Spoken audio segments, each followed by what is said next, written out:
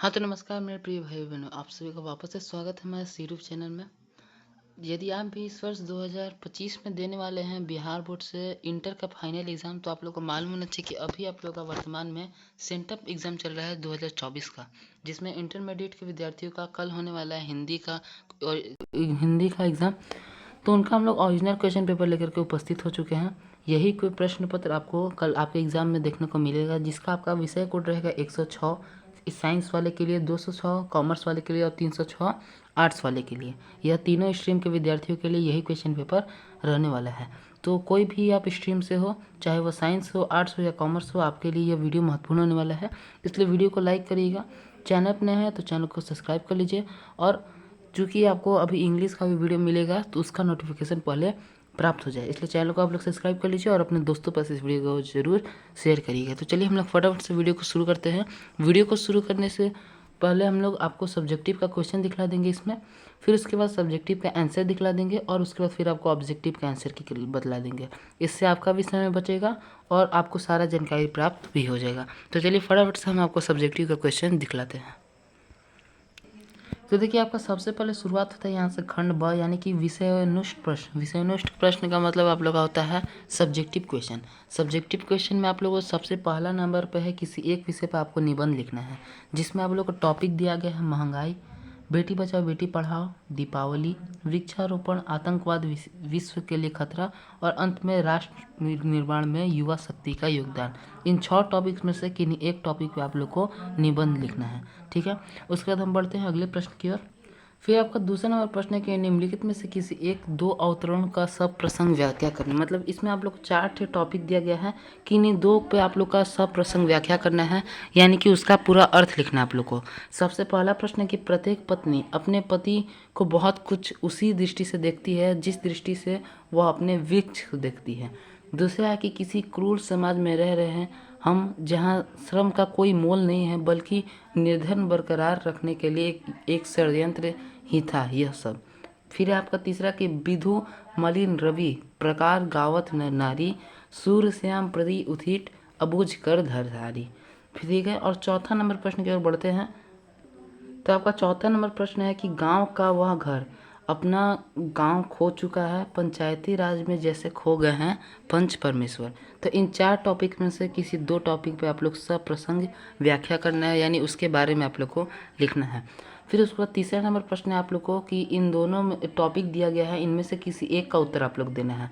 पहला टॉपिक आप लोग को दिया गया है यहाँ पे कि अपने महाविद्यालय के प्रधानाचार्य के पास एक आवेदन पत्र लिखें, जिसमें आपको पुस्तक हिंदी पत्रिकाएं मंगवाने का अनुरोध किया है। मतलब आपको एक आवेदन पत्र लिखना है, जिसमें आप लोग को लिखना है कि आपको पुस्तकालय में एक हिंदी पत्रिका चाहिए। उसी टॉपिक पे आप लोग को एक आवेदन पत्र अपने प्रधानाध्यापक को लिखना है।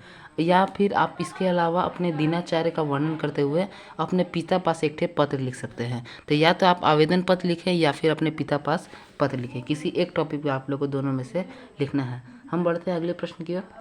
फिर आपका चौथा नंबर प्रश्न है कि निम्नलिखित में से किसी 5 प्रश्न का उत्तर देना है। आप लोग को 10 लघु उत्तरीय प्रश्न दिया गया है, जिसमें से आपको केवल 5 प्रश्न का उत्तर देना है। पहला है कि उसने कहा था शीर्षक कहानी में कितने भागों में बटी हुई है, कहानी के लिए किस युद्ध का वर्णन है। फिर उसके बाद आपका दूसरा है कि आर्ट ऑफ कन्वर्सेशन क्या है। तीसरा, संघर्ष समितिया में जयप्रकाश नारायण की क्या अपेक्षाएं हैं। चौथा है नारी की पराधीनता कैसे आरंभ हुई। और फिर आपको 5वां नंबर प्रश्न है कि अंग्रेज नीलह किसानों पर कैसा अत्याचार करते थे। आगे हम लोग बात करते हैं। फिर आप लोग का 6ठा नंबर प्रश्न है कि मानव और सिपाही एक दूसरे को क्यों मारना चाहते थे। 7वां है कि राम के सुनते ही तुलसी की बिगड़ी बात बन जाएगा, तुलसी ने किस इस भरोसे को क्या कहा क्या है। फिर आपका है अगला प्रश्न कि कबीर ने भक्ति का कितना महत्व दिया है। फिर 9वां प्रश्न है कि पुत्र को छौना कहने में कैसा भाव छुपा है, उसको उद्घाटित करें। और आपका 10वां प्रश्न और अंतिम प्रश्न है कि बिटिया से क्या सवाल किया गया है, प्यारे नन्हे बेटे को शीर्षक कहानी के अनुसार लिखें। तो इन 10 प्रश्न में से आप लोग को केवल 5 प्रश्न का उत्तर देना है। हम लोग बढ़ते हैं अगले प्रश्न। आगे आप लोग का 5वां नंबर प्रश्न है कि निम्नलिखित में से किन्हीं 3 प्रश्न का उत्तर देना है। आप लोगों को 6 प्रश्न दिया गया है, जिसमें से आपको केवल 3 प्रश्न का उत्तर देना है। पहला प्रश्न है कि अशोक वाजपेयी रचित हार जीत शीर्षक कहानी का केंद्रीय भाव क्या है। दूसरा है गांव का घर शीर्षक कहानी का सारांश लिखें। तीसरा लोहा क्या है, इसकी खोज क्यों की जा रही है। चौथा है शिक्षा का क्या अर्थ है एवं इसके क्या कार्य हैं, स्पष्ट करें।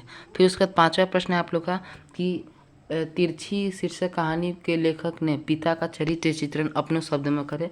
और अंतिम प्रश्न है कि किन बातों को सोचकर ओम प्रकाश वाल्मीकि के भीतर कांटे जैसी उगने लगी है। तो यह 6 प्रश्न में से आपको केवल 3 प्रश्नों का उत्तर देना है। हम लोग बढ़ते हैं अगले प्रश्न की ओर। आगे आपका अंतिम प्रश्न है कि निम्नलिखित अवतरणों में से किसी एक का संक्षेपण करना है। संक्षेपण यानी कि आप लोग को सारांश लिखना है। तो देखिए इसमें आप लोग पहला का सारांश लिख लीजिएगा एक है कि मोबाइल एक अपराध। मोबाइल एक अपराध या मोबाइल एक अभिशाप लिख सकते हैं आप लोग। मोबाइल एक अभिशाप, क्योंकि निबंध दिया है, आप लोग इसको पढ़िएगा, उसके बाद आपको एक सारांश लिखना है।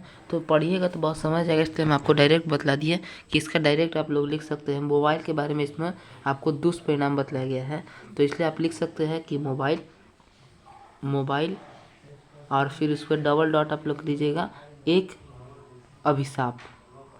ठीक, तो यह छठे प्रश्न का तो उत्तर भी हमने बतला दिया। अब चलिए अन्य सब्जेक्टिव प्रश्नों का हम लोग उत्तर आप लोग को फटाफट से बतलाते हैं। तो देखिए आप लोग का पहला जो प्रश्न था उसमें से किसी एक टॉपिक पे आप लोग को निबंध लिखना था, लेख लिखना था। तो देखिए यहाँ पे हम लोग दिवाली पे लिख करके आए हैं। बाकी दिवाली पे तो आप खुद से भी बहुत सारे लेख लिख सकते हैं, लेकिन आप नहीं लिख पाएंगे तो इसका स्क्रीनशॉट ले लीजिए। हम लोग धीरे धीरे स्क्रॉल कर रहे हैं। सबसे पहले आप लोग भूमिका लिख लीजिएगा, क्योंकि इस फॉर्मेट में लिखिएगा तो आपको आपके एग्ज़ाम में पूरा नंबर मिलेगा। तो सबसे पहले भूमिका लिख लेंगे आप लोग। उसके बाद फिर आपको लिखना होगा कि दिवाली कब और क्यों मनाया जाता है। ठीक, तो इसके बारे में आप लोग को लिख लेना होगा। इतना स्क्रॉल कर रहे हैं हम लोग, यहाँ तक आप लोग लिख लीजिएगा कि दिवाली क्यों बनाया जाता है और कब मनाया जाता है। ठीक, उसके बाद फिर आप लोग लाइन छोड़ के उसके बाद लिख लीजिएगा आप लोग दिवाली बनाने के लाभ, और फिर उसके बाद दिवाली बनाने के हानि। यह 2 चीज़ लिख करके लास्ट में आप लोग केवल इसका उपसंहार दे दीजिएगा, यानी निष्कर्ष। तो इस प्रकार से आपका पूरा निबंध कंप्लीट हो जाएगा। इस प्रकार से आपका पहला प्रश्न का उत्तर हो जाएगा। आप लोग दिवाली पे आराम से निबंध लिख लीजिएगा, वीडियो पॉज कर करके आप लोग लिख लीजिए। अब हम बढ़ते हैं आपको अगले प्रश्न की ओर। तो देखिए अगला प्रश्न था, उसमें आप लोग को लिखना था किसी 2 टॉपिक में से एक टॉपिक पर निबंध लिखना था। पहला पत्र लिखना था। पहला पत्र था कि आपको अपने प्रधानाध्यापक पर पुस्तकालय में हिंदी पत्रिका मंगवाने पे था। और दूसरा था आप लोग का दूसरा नंबर वाला कि अपने पिताजी पास आप लोग को लिखना था एक पत्र। तो हम लोग यहाँ पे पहला वाला लेकर के आए हैं। इसमें आप लोग देख सकते हैं, पहले अपना प्रधानाध्यापक का नाम लिख लीजिएगा। यहाँ पे सब डिटेल अपना भरिएगा आप लोग। फिर उसके बाद एड्रेस लिखिएगा, फिर उसका विषय लिखिएगा आप लोग, विषय क्या है, फिर महोदय लिख करके आप लोग इस प्रकार से पूरा लिख लीजिएगा, और लास्ट में केवल अपना नाम यहाँ पे डाल दीजिएगा। तो वीडियो पॉज करके इसे उतार लीजिए। हम लोग बढ़ते हैं अगले प्रश्न की ओर। तो देखिए वो वाला जो आवेदन पत्र था वह तीसरा नंबर प्रश्न था। आप लोग का जो दूसरा नंबर प्रश्न था उसमें आप लोग को भावार्थ लिखना था। मतलब कि 4 आप लोग को टॉपिक दिया गया था, जिसमें से 2 का आप लोग को अर्थ लिखना था। तो यहाँ पे हम लोग लेकर के आए हैं, यह गूगल का ही स्क्रीनशॉट है। आप लोग भी गूगल से ढूंढ करके लिख सकते हैं यदि आपको ये पसंद नहीं आता है तो क्योंकि बोर्ड में भी लिखा जाता है तो आपकी अपने ही शब्द में आपको उत्तर देना है।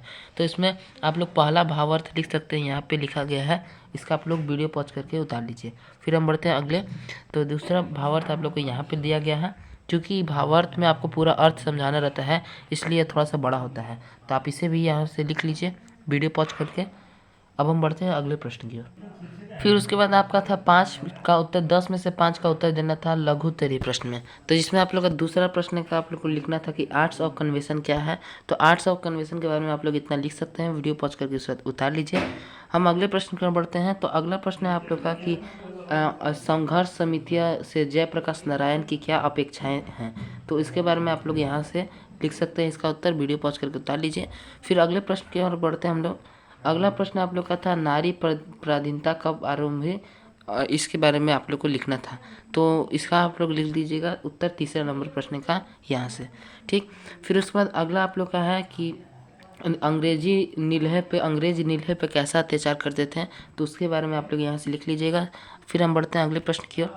और आप लोग का अंतिम प्रश्न था कि अंतिम प्रश्न कि मानव और सिपाही एक दूसरे के क्यों दुश्मन थे, क्यों लड़ाई करते थे, तो यह चीज़ के बारे में आप लोग यहाँ से लिख दीजिएगा। तो 5 टाइप को लघु उत्तरीय प्रश्न का उत्तर देना था, 5 प्रश्न का उत्तर हमने आपको दे दिया। अब आगे आप लोग को सारा 2 टॉपिक पे लिखना था, फिर आपको 3 प्रश्न का उत्तर दे लिखना था, यह भी आपका लघु उत्तरीय प्रश्न में है। तो पहला था आप लोग का कि गांव का घर शीर्षक कहानी का सारांश लिखना है, तो वीडियो पॉज करके आप इसका उत्तर लिख लीजिए।